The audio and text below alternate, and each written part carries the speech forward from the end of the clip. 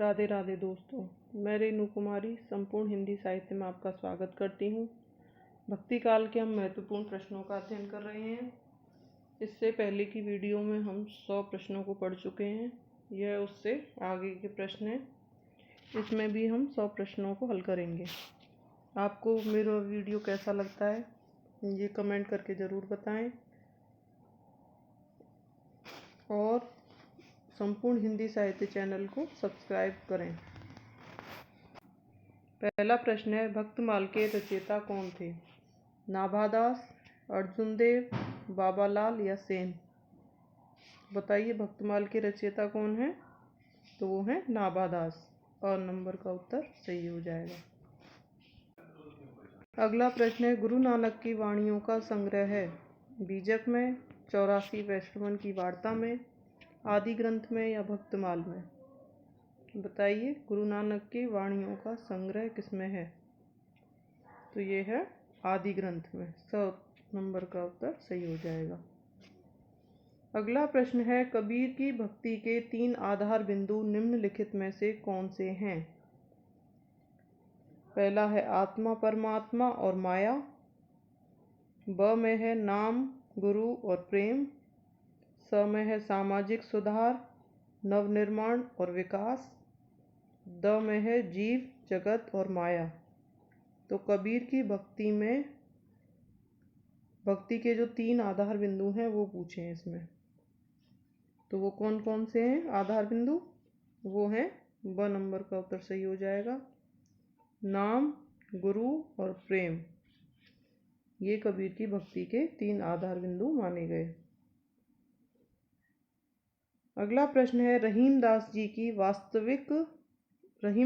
का वास्तविक नाम क्या था? सलीमुद्दीन, मुइनुद्दीन, हमीदुल्ला या फिर अब्दुर रहीम खान खाना? रहीमदास जी का नाम क्या था?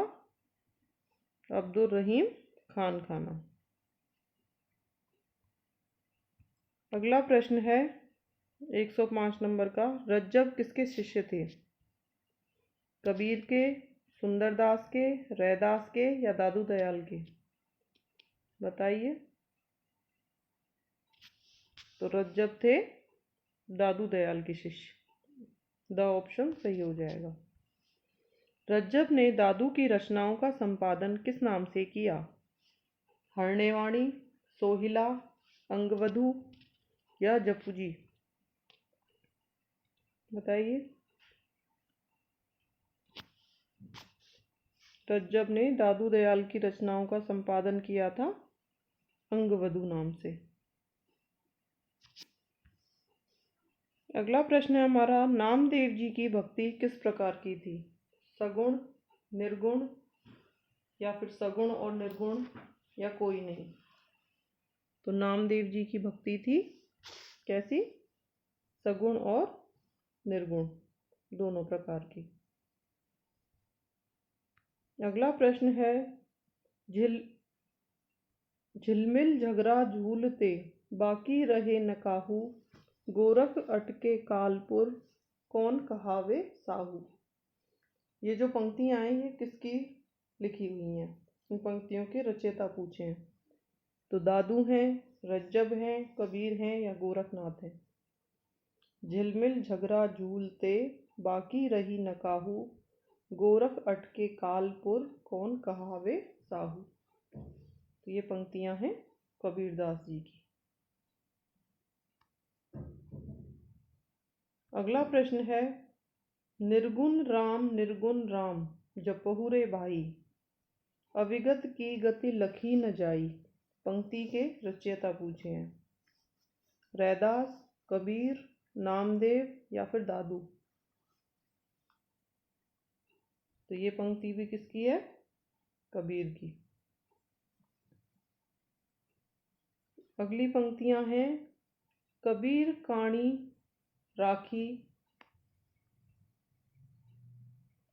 काणी राखी नहीं, वर्णाश्रम षट दर्शनी। ये पंक्ति किसकी है? मलूकदास की, रैदास की, नाभादास की या कबीरदास की?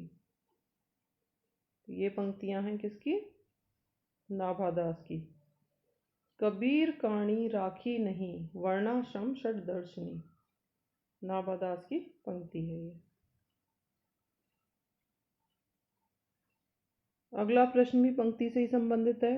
निर्गुण ब्रह्मा को कियो समाधु, तभी चले कबीरा साधु। उपयुक्त पंक्ति के रचनाकार पूछे हैं। दादू, कबीर, रैदास या धर्मदास। निर्गुण ब्रह्मा को कियो समाधु, तभी चले कबीरा साधु। बताइए किसकी पंक्ति है? ये है दादू की। सो जोगी जाके मन में मुद्रा, रात दिवस न करई निद्रा। ये पंक्ति किसने लिखी है? रैदास ने, कबीर ने, रज्जब ने या मलूकदास ने। सो जोगी जाके मन में मुद्रा, रात दिवस न करई निद्रा। तो ये पंक्ति है किसकी? कबीर की। ऑप्शन सही हो जाएगा। अगला प्रश्न है, अपना मस्तक काट के वीर हुआ कबीर। पंक्ति के कवि पूछे हैं। कबीर, सुंदरदास, दादू या पीपा। बताइए। अब कंफ्यूज मत होना कि इसमें कबीर नाम आया है तो कबीर की पंक्ति हो जाएगी। अपना मस्तक काट के वीर हुआ कबीर, तो ये पंक्ति है दादू की। रैदास के पद किस नाम से प्रसिद्ध हैं? वाणी नाम से, निर्गुण वाणी नाम से, पदावली नाम से या फिर पद से। रैदास के पद पूछे हैं तो इनको रैदास के पदों को क्या नाम दिया है? वाणी। अगला प्रश्न है 115 नंबर का। मोह मुद्गर के रचनाकार हैं शंकराचार्य, रैदास, बिहारी या फिर तुलसीदास। मोह मुद्गर के रचनाकार पूछे हैं तो इसके रचनाकार हैं शंकराचार्य जी। अगला प्रश्न है, रामावत संप्रदाय का प्रवर्तन किसने किया? तुलसीदास ने, रामानंद ने, माधवाचार्य ने या कबीर ने। बताइए। रामावत संप्रदाय का प्रवर्तन करने वाले हैं रामानंद। अगला प्रश्न है, रुद्र संप्रदाय के प्रवर्तक कौन हैं? विष्णु स्वामी, माधवाचार्य, हरिदास या रामानंद। रुद्र संप्रदाय के प्रवर्तक पूछे हैं तो ये हैं विष्णु स्वामी। अगला प्रश्न है, ब्रह्म संप्रदाय का प्रवर्तन किसने किया? शंकराचार्य ने, माधवाचार्य ने, हरिदास ने या रामानंद ने। ब्रह्म संप्रदाय का प्रवर्तन करने वाले हैं माधवाचार्य।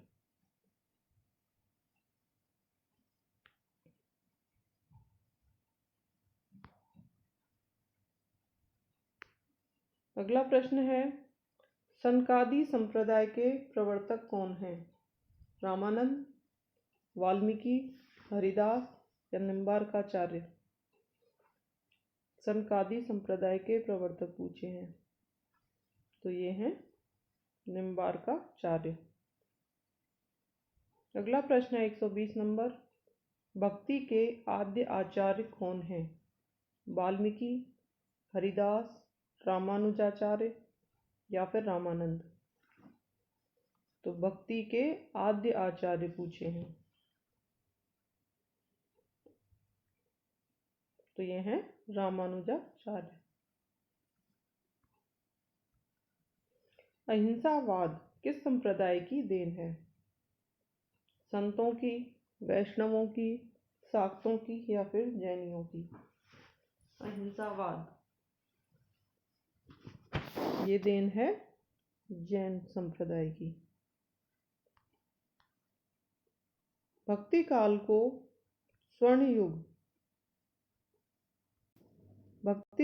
स्वर्ण युग क्यों माना जाता है? इस काल में साहित्य ज़्यादा रचा गया, इस काल में 4 बड़े कवि हुए, इस काल के साहित्य में निहित समन्वय की भावना हुई, या फिर इनमें अनेक संत कवियों ने धर्म का प्रचार प्रसार किया। बताइए किस कारण स्वर्णयुग कहा जाता है भक्ति काल को। स नंबर का स ऑप्शन सही हो जाएगा। इस काल के साहित्य में निहित समन्वय की जो भावना है, समन्वय की भावना हुई इसमें, इस काल के साहित्य में निहित समन्वय की भावना के कारण। निम्न संत कवियों का सही कालक्रम का विकल्प बताइए। अक्षर अनन्य, सुंदरदास, मलूकदास, दादू। कालक्रम पूछा है इसमें। ब ऑप्शन है दादू, सुंदरदास, मलूकदास और अक्षर अनन्य। स में है दादू, मलूकदास, सुंदरदास और अक्षर अनन्य। द में है अक्षर अनन्य, सुंदरदास, दादू, फिर मलूकदास। सही कालक्रम पूछा है, बताइए। सबसे पहले आएंगे दादू, उसके बाद आएंगे मलूकदास, उसके बाद सुंदरदास, फिर अक्षर अनन्य। इस प्रकार से ये सही कालक्रम है। 124 नंबर का प्रश्न है, सिद्धांत बोध के रचनाकार हैं कबीर, दादू, रैदास या अक्षर अनन्य। सिद्धांत बोध के रचनाकार ये हैं अक्षर अनन्य। 125 नंबर का प्रश्न है, निम्न में से कौन दादू की शिष्य परंपरा में नहीं आते हैं। सुंदरदास, नाभादास, दूलमदास या जगजीवन दास। बताइए, 3 आते हैं, 1 नहीं आते हैं, तो वो कौन है। वो है नाभादास, ये नहीं आते। जबकि सुंदरदास, दूलमदास और जगजीवन दास ये तीनों आते हैं। मोहम्मद बोध के रचयिता हैं कबीर, दादू, रैदास या नामदेव। मोहम्मद बोध के रचयिता तो ये है कबीर। इनमें से रैदास के शिष्य माने जाते हैं मीरा, नानक, सुंदरदास या सूरदास। तो रैदास के शिष्य कौन है, तो ये है मीरा। मीरा के गुरु कौन है, रैदास। कबीर की मृत्यु के पश्चात उनकी गद्दी किसे मिली। धर्मदास को, पीपा को, दादू को या रैदास को। कबीर के बाद, उनकी मृत्यु के बाद किसे मिली थी, उनके शिष्य धर्मदास को। निम्न संत कवियों का सही कालक्रम का विकल्प बताइए। ये भी कालक्रम से संबंधित प्रश्न है। कबीर, रैदास, धर्मदास और नानक, या फिर कबीर, नानक, रैदास, धर्मदास, या कबीर, रैदास, नानक, धर्मदास, नानक, धर्मदास, रैदास और कबीर। सही कालक्रम पूछा है। सबसे पहले आएंगे कबीर, तीनों में कबीर को ही दे रखा है सबसे पहले। फिर आएंगे रैदास, फिर धर्मदास और फिर नानक।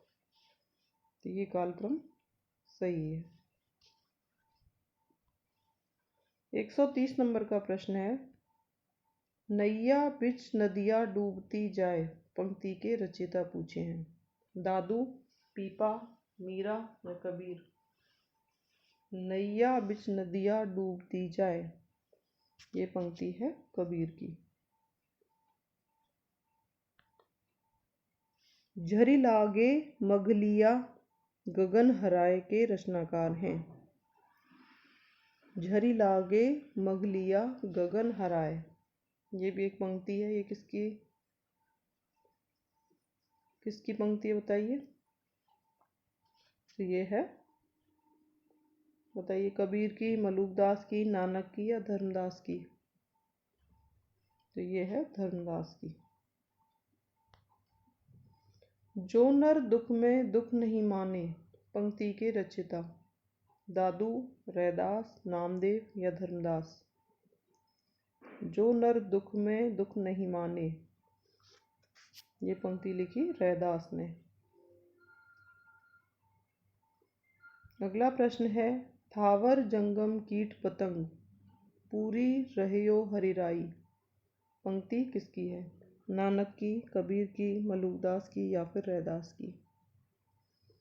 थावर जंगम कीट पतंग पूरी रहियो हरिराई, ये पंक्तियां हैं नानक की। 134 नंबर का प्रश्न है, मुझको तू क्या ढूंढे बंदे, मैं तो तेरे पास में, ये पंक्ति किसकी है? कबीर की, रैदास की, दादू की या नामदेव की? मुझको तू क्या ढूंढे बंदे, मैं तो तेरे पास में, ये पंक्ति है कबीर की। अगला प्रश्न है, मलूकदास का जन्म स्थान कहाँ है? कड़ा में, पटना में, मेरठ में या फिर दौसा में? मलूकदास का जन्म स्थान पूछा है, तो मलूकदास का जन्म स्थान कहाँ है? ये है कड़ा में। अगला प्रश्न है, सुंदरदास का जन्म कहाँ हुआ? माधवपुर में, सीही में, दौसा या दौसा में, कड़ा में? सुंदरदास का जन्म ये हुआ था दौसा में। वर्तमान समय में तो दौसा बोलते हैं, पहले इसका नाम दौसा हुआ करता था। अगला प्रश्न है, हिंदी संत काव्य परंपरा में हंस का प्रतीकार्थ है। हंस का प्रतीकार्थ आत्मा, सूर्य, चंद्रमा या जोगी, बताइए। हिंदी संत काव्य परंपरा में जो हंस का प्रतीकार्थ पूछा गया है, तो हंस किसको माना जाता था? आत्मा को।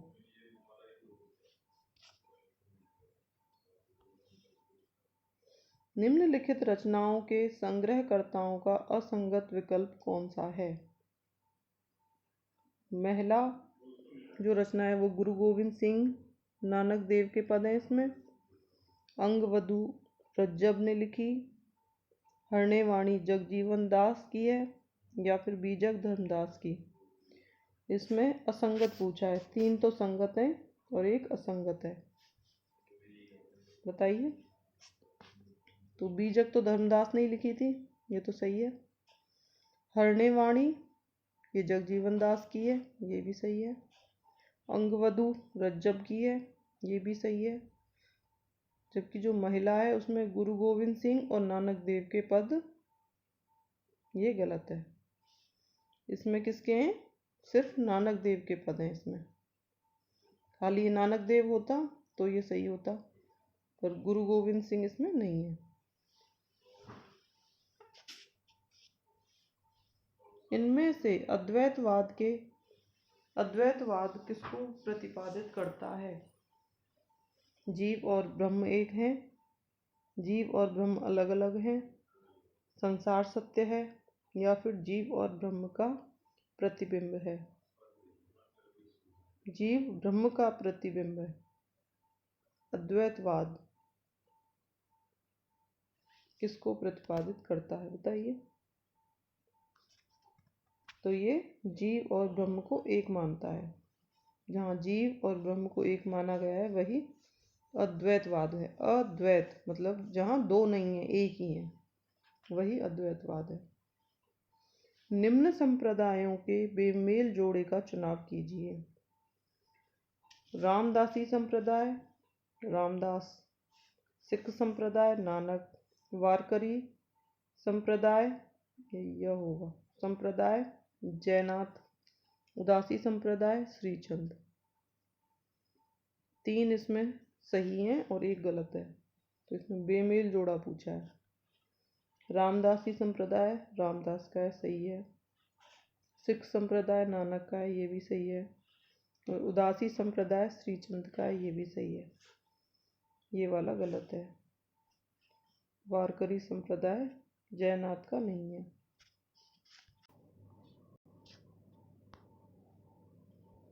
141 नंबर का प्रश्न है, संत काव्य और सूफी काव्य में असमान तत्व है। प्रबंध शैली, सामंत विरोध, निर्गुणोपासना या समानता। संत काव्य और सूफी काव्य में असमान तत्व पूछे हैं, तो ये है प्रबंध शैली। जबकि संत काव्य और सूफी काव्य में सामंत विरोध हुआ है, निर्गुणोपासना में ये विश्वास करते थे और इनमें समानता भी है। जबकि प्रबंध शैली इन दोनों की अलग अलग है। अगला प्रश्न है, निम्न में से सही विकल्प का चयन कीजिए। ये भी कालक्रम से ही संबंधित प्रश्न है। नानक, गुरु अंगद, अर्जुन देव, गुरु गोविंद। आप देखिए और बताइए इनमें कालक्रम सबसे पहले और सबसे बाद में कौन सा सही है। तो ये अ नंबर ऑप्शन सही हो जाएगा। नानक, और उसके बाद गुरु अंगद, गुरु अर्जुन देव और गुरु गोविंद। ये सिख संप्रदाय के जो गुरु हुए हैं, सबसे पहले नानक हुए, फिर गुरु अंगद, फिर अर्जुन देव, फिर गुरु गोविंद सिंह। अगला प्रश्न है, रत्न खान के रचयिता हैं मलूकदास, नानक, रामानंद या अर्जुन देव। रत्न खान के रचयिता तो ये हैं मलूकदास। अगला प्रश्न है 144, चंडी चरित्र किसने लिखा। गुरु गोविंद सिंह ने, कबीर ने, नानक ने या रामदास ने। तो चंडी शतक लिखा था गुरु गोविंद सिंह ने। अगला प्रश्न है, संत कबीर पुस्तक के लेखक हैं, बताइए। नामवर सिंह, रामचंद्र शुक्ल, राम कुमार वर्मा या श्याम सुंदर दास। तो संत कबीर पुस्तक के लेखक हैं राम कुमार वर्मा। कबीर नामक पुस्तक किसने लिखी। हजारी प्रसाद द्विवेदी ने, नंदुलारी वाजपेयी ने, रामचंद्र शुक्ल ने या राम कुमार वर्मा ने। कबीर नामक पुस्तक ये लिखी थी हजारी प्रसाद द्विवेदी ने। योग चिंतामणि के रचयिता हैं रामानंद, रामदास, श्याम सुंदर दास या गुरु तेग बहादुर। योग चिंतामणि के रचयिता ये हैं रामानंद। लय का महत्व किस शाखा में है। सगुण में, राम भक्ति में, कृष्ण भक्ति में या निर्गुण में। लय को महत्व किसने दिया। ये निर्गुण शाखा में लय को महत्व दिया जाता है। अगला प्रश्न है, निम्न में से वैष्णव धर्म का उपसंप्रदाय नहीं है। वैष्णव धर्म को मानने वाले संप्रदायों में 3 हैं, एक नहीं है। सहजिया, सी संप्रदाय, रामावत संप्रदाय या फिर वारकरी संप्रदाय। वैष्णव धर्म का उपसंप्रदाय नहीं है पूछा है, तो वो है श्री संप्रदाय। जबकि सहजिया, रामावत और वारकरी ये वैष्णव धर्म के उपसंप्रदाय माने गए हैं। कौन दशदा भक्ति का आगार समझा जाता है। राघवानंद, रामानंद, तुलसीदास या रामानुजाचार्य। दशदा भक्ति ये रामानंद को माना गया है, इन्होंने दशदा भक्ति का आधार माना। निर्गुण पंथ के संस्थापक हैं कबीरदास, ज्ञानदेव, नामदेव या अनंतदास। निर्गुण पंथ के संस्थापक पूछे हैं, तो ये हैं कबीरदास। सिखों का वह कौन सा गुरु है जो संत काव्य धारा का कवि था। गुरु गोविंद सिंह, गुरु अर्जुन देव, गुरु नानक देव या गुरु तेग बहादुर। सिखों का वह गुरु जो संत काव्य धारा का कवि था? तो वो हैं गुरु नानक देव। 153 नंबर का प्रश्न है, किस संत कवि की रचनाएं निर्गुण एवं सगुण दोनों उपासनाओं से संबंधित है? कबीर की, रामानंद की, नामदेव की या फिर ज्ञानदेव की? निर्गुण और सगुण दोनों उपासनाओं से संबंधित, तो वो है नामदेव। संत कवियों पर किसके हठ योग का प्रभाव दिखाई पड़ता है? नाथों का, सिद्धों का, जैनों का या रासोकारों का? संत कवियों पर किनके हठ योग का प्रभाव दिखाई देता है? तो ये देता है नाथों का। 155 नंबर का प्रश्न है, सनक संप्रदाय किसे कहा जाता है? द्वैताद्वैत को, अद्वैतवाद को, द्वैतवाद को या विशिष्टाद्वैतवाद को? बताइए, सनक संप्रदाय किसे कहा जाता है? तो ये कहा जाता है द्वैताद्वैत को। अगला प्रश्न है, निरंजनी संप्रदाय का उद्गम किस संप्रदाय से है? विष्णोई, सिद्ध, दादू या नाथ? निरंजनी संप्रदाय का उद्गम ये माना जाता है नाथों से। अगला प्रश्न है, निरंजनी संप्रदाय का प्रमुख गढ़ राजस्थान में कहाँ स्थित है? जोधपुर में, नागौर में, जैतारण में या डीडवाना में? तो निरंजनी संप्रदाय का प्रमुख जो स्थान कहें या फिर गढ़ कहें वो है डीडवाना में।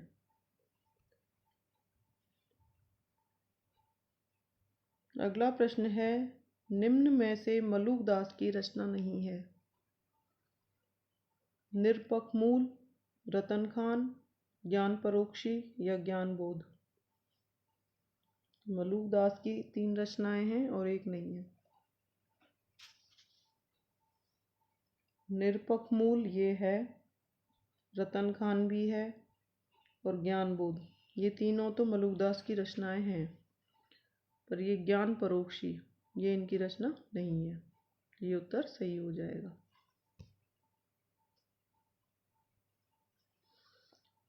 अगला प्रश्न है, पर ब्रह्म संप्रदाय के प्रवर्तक कौन हैं?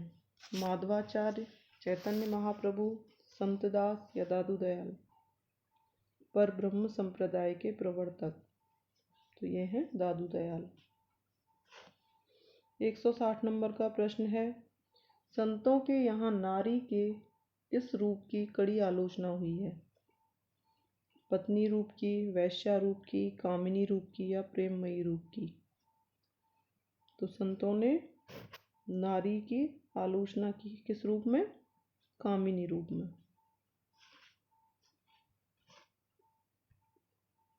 अगला प्रश्न है, दादू दयाल की विचारधारा किस संत से प्रभावित थी?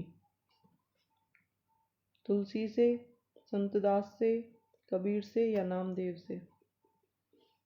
दादू दयाल की विचारधारा ये प्रभावित थी कबीर से। रैदास किसका शिष्य था? अगर इनके गुरु पूछे कौन थे? नामदेव, संतदास, कबीर या रामानंद? तो रैदास किसके शिष्य थे? रामानंद के। गोरखनाथ की शिष्य परंपरा में कौन आता है? नामदेव, अनंतनंद, ज्ञानदेव या रामदेव? गोरखनाथ की शिष्य परंपरा में तो ये हैं ज्ञानदेव। अगला प्रश्न है, कौन सा रामानंद का शिष्य नहीं है? 3 है, एक नहीं है। कबीर, दादू दयाल, रज्जब या रैदास? तो ये हैं रज्जब। रज्जब किसके शिष्य थे?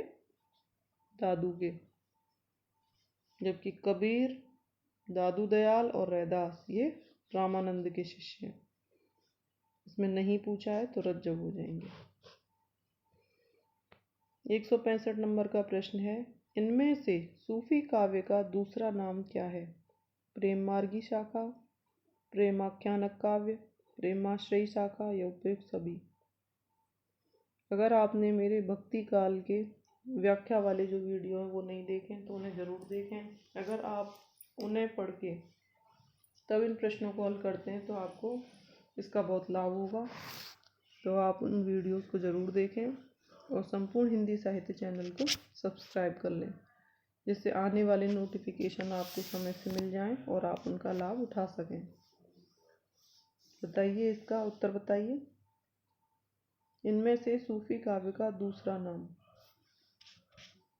तो ये प्रेम मार्गी शाखा, प्रेमाख्यानक काव्य या प्रेमाश्रयी शाखा, ये सभी नाम इसी के माने जाते हैं। किसके? सूफी काव्य के नाम है ये। ऋग्वेद में कौन सा आख्यान उपलब्ध होता है? नल दमयंती का, उपा अनिरुद्ध का, पुनर्वा उर्वशी का या सीरी हराद का? ऋग्वेद में पूछा है। तो ऋग्वेद में पुनर्वा और उर्वशी का आख्यान उपलब्ध होता है। नल दमयंती आख्यान किस ग्रंथ में है? यह भी ऊपर ही प्रश्न गया है, ग्रंथ पूछा है इसमें। नल दमयंती का पूछा है इसमें। ऋग्वेद में, महाभारत में, हरिवंश पुराण में या फिर रामायण में? तो नल दमयंती का जो आख्यान है वो मिलता है महाभारत में। अगला प्रश्न है, कृष्ण रुक्मणी का प्रेमाख्यान किस पुराण ग्रंथ में है? विष्णु पुराण में, हरिवंश पुराण में, गरुड़ पुराण में या शिव पुराण में? कृष्ण रुक्मणी प्रेमाख्यान ये मिलता है हरिवंश पुराण में। सूफी मत का आदि स्रोत डॉक्टर नगेंद्र ने किसे माना है? शामी जातियों की आदिम प्रवृत्ति को, इस्लाम धर्म को, मसीह धर्म को या वैष्णव धर्म को? सूफी मत का आदि स्रोत डॉक्टर नगेंद्र के अनुसार बताइए। ये माना जाता है सामी जातियों की आदिम प्रवृत्ति को। नेक्स्ट प्रश्न है, अवधी भाषा का प्रथम महाकाव्य कौन सा ग्रंथ है? रामचरितमानस, पद्मावत, कृष्णायन या इनमें से कोई नहीं? अवधी भाषा का प्रथम महाकाव्य तो ये है पद्मावत। अधिकतर लोग किस शब्द से सूफी शब्द की व्युत्पत्ति मानते हैं? सूफ शब्द से, सोफिया से, सफा से या सुफा से? सूफी शब्द की व्युत्पत्ति वैसे तो अलग अलग विद्वान ने अलग अलग शब्दों से मानी है, पर इसमें अधिकतर विद्वानों के द्वारा पूछी जा रही है। तो सूफी शब्द की उत्पत्ति मानी जाती है सूफ शब्द से। सूफ काव्य का प्रथम तत्व इनमें से क्या है? ज्ञान, प्रेम, फना या रूह? सूफी काव्य का प्रमुख तत्व पूछा है, तो ये है प्रेम। अगला प्रश्न है, सूफी साधना में ईश्वर की कल्पना किस रूप में की गई है? प्रेमी रूप में, प्रेमिका रूप में, मित्र रूप में या कोई नहीं? सूफी साधना में ईश्वर की कल्पना तो ये की गई है प्रेमिका रूप में। अगला प्रश्न है, इनमें से कौन सी दशा हाल की दशा में गिनी जाती है? शरीयत, नासूत, तरीकत या हकीकत? बताइए। हाल की दशा में ये है नासूत। 175 नंबर का प्रश्न है, इनमें से सूफी साधना के मुकामों में कौन सा शामिल नहीं है? मलकत, शरीयत, मारिफत या हकीकत? सूफी साधना के मुकामों में शामिल नहीं है, तो वो है मलकत। अगला प्रश्न है, डॉक्टर नगेंद्र ने प्रेमाख्यानक काव्य परंपरा का पहला ग्रंथ किसे माना? प्रेमाख्यानक काव्य नगेंद्र के अनुसार चंदायन, हंसावली, मृगावती या पद्मावत? तो इन्होंने, नगेंद्र ने किसे माना प्रेमाख्यानक परंपरा का पहला ग्रंथ? हंसावली को।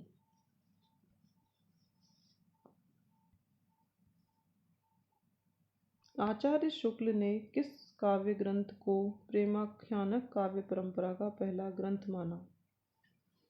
अब शुक्ल के अनुसार पूछा जा रहा है। चंदायन, मृगावती, सत्यवती या मधुमालती? तो शुक्ल जी ने माना किसे? मृगावती को, जबकि नगेंद्र ने किसे माना था? हंसावली को। 178 नंबर का प्रश्न है, ईश्वर दास कृत सत्यवती कथा को किस आलोचक ने हिंदी प्रेमाख्यानक काव्य का पहला ग्रंथ माना है?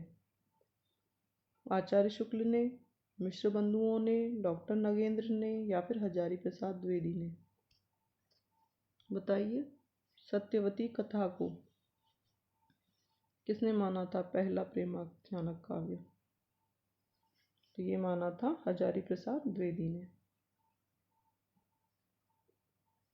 चंदायन के रचयिता का नाम क्या है? कासिम शाह, मुल्ला दाऊद, शेख नबी, कुतुबन? तो चंदायन के जो रचनाकार हैं वो हैं, बताइए जल्दी, मुल्ला दाऊद।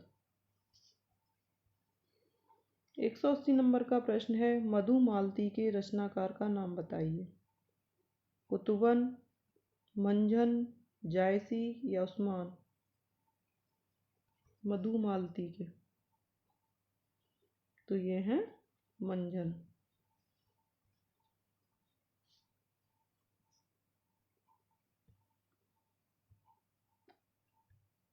अगला प्रश्न है, शेख नबी की कौन सी रचना इनमें से है?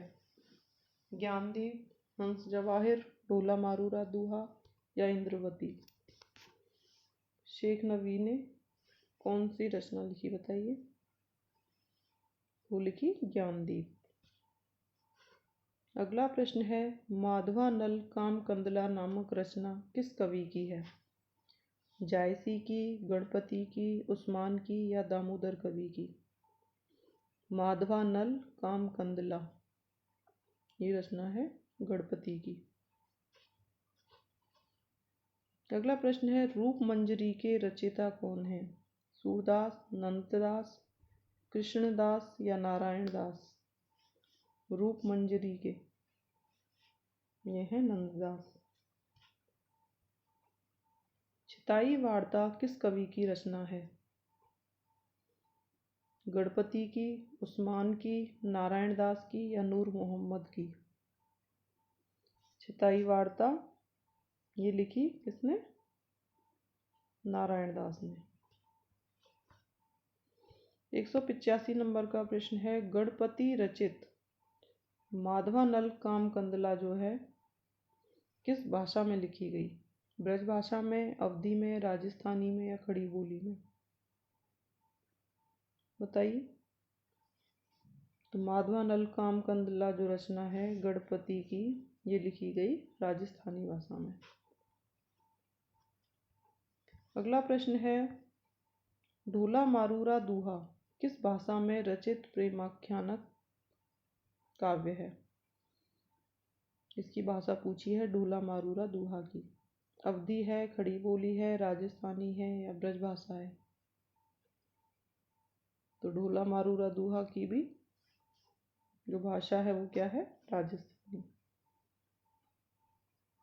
और माधवा नल जो काम कंदला थी उसकी भी राजस्थानी भाषा है। मधुमालती का नायक कौन है? रत्नसेन, मनोहर, माधव या ऋतुपर्ण? तो मधुमालती जो रचना है उसमें नायक का नाम क्या है? मनोहर। 188 नंबर का प्रश्न है, किस प्रेमाख्यानक काव्य का नायक राजकुमार ऋतुपर्ण है? सत्यवती कथा का, मधुमालती का, मृगावती का या चित्रावली का? ऋतुपर्ण। बताइए। तो ये है सत्यवती कथा का। मनोहर किसका था? मनोहर था मधुमालती का। उस्मान कृत चित्रावली का नायक कौन है? चित्रावली का नायक पूछा है। माधव, कृष्ण, सुजान या लक्ष्मण सेन? तो चित्रावली में नायक कौन है? सुजान। अगला प्रश्न है, ज्ञानदीप नामक प्रेमाख्यानक काव्य की नायिका पूछी है। पद्मावती, देवयानी, सत्यवती या इंद्रावती? ज्ञानदीप की नायिका तो ये है देवयानी। अगला प्रश्न है, लैला मजनू के कथानक को हिंदी में प्रेमाख्यानक काव्य परंपरा में प्रस्तुत करने का श्रेय किस कवि को है? ईश्वरदास को, जान कवि को, उस्मान को या आलम को? लैला मजनू के कथानक को हिंदी में प्रेमाख्यानक काव्य परंपरा में प्रस्तुत करने का श्रेय तो ये जाता है किसको? जान कवि को। अगला प्रश्न है, तन चित उर मन राउर कीना पंक्ति किस काव्य ग्रंथ की है? तन चित उर मन राउत कीना मृगावती की, पद्मावत की, मधुमालती की या चित्रावली की? तो ये पंक्तियां हैं पद्मावत की। अगला प्रश्न है, रत्नशेखर कथा के आधार पर हिंदी में कौन सा ग्रंथ लिखा गया? रत्नशेखर कथा के आधार पर मृगावती, पद्मावत, मधुमालती या रूपमंजरी? बताइए। तो ये है पद्मावत। ये रत्नशेखर कथा के आधार पर लिखा गया ग्रंथ है। अगला प्रश्न है, ओ मन जान कवित अस्कीना मकु यह रहे जगत मन चिन्हा यह पंक्ति किस कवि की है? तुलसी की, जायसी की, कुतुबन की या मंजन की? तो ये पंक्तियां हैं किसकी? जायसी की। इनमें से कौन सी विशेषता सूफी काव्यों की नहीं है? रहस्यवादी भावना, हिंदू संस्कृति का चित्रण, लौकिक प्रेम के माध्यम से अलौकिक प्रेम की व्यंजना या ब्रज भाषा का प्रयोग? बताइए। सूफी काव्यों की नहीं है। 3 विशेषताएं हैं, एक नहीं है। तो सूफी काव्यों में रहस्यवादी भावना तो है, हिंदू संस्कृति का चित्रण भी किया गया इसमें, लौकिक प्रेम के माध्यम से अलौकिक प्रेम की व्यंजना भी इसमें हुई है, लेकिन ब्रज भाषा का प्रयोग इसमें नहीं हुआ है। तो ये उत्तर हमारा सही हो जाएगा। अगला प्रश्न है, किस जैन कवि ने अपने आत्मचरित में मधुमालती एवं मृगावती का उल्लेख किया है? स्वयंभू ने, बनारसी दास ने, जोइंदू ने या मुनि शालिभद्र ने? किस जैन कवि ने अपने आत्मचरित में मधुमालती और मृगावती का उल्लेख? बताइए। ये किया है बनारसी दास ने। आखिरी कलाम नामक पुस्तक जायसी के किस शासक के शासनकाल में लिखी थी? आखिरी कलाम जो पुस्तक है वो जायसी ने किस शासक के शासनकाल में लिखी थी? बाबर, हुमायूं, शेरशाह सूरी या फिर अकबर? तो आखिरी कलाम लिखी थी किसके शासनकाल में? बाबर के शासनकाल में। अगला प्रश्न है, पद्मावत की अधिकतर हस्तलिखित प्रतियां किस लिपि में मिली हैं? देवनागरी लिपि में, फारसी लिपि में, गुरुमुखी लिपि में या ब्राह्मी लिपि में? तो पद्मावत की जो अधिकतर हस्तलिखित जो प्रतियां हैं वो मिली हैं कौन सी लिपि में? फारसी लिपि में। अगला प्रश्न है, मोही का हसेसी की को हरही पंक्ति किस कवि की है? मोही का हसेसी की को हरही कबीर की, जायसी की, सूरदास की या तुलसीदास की? तो ये पंक्तियां हैं किसकी? जायसी की।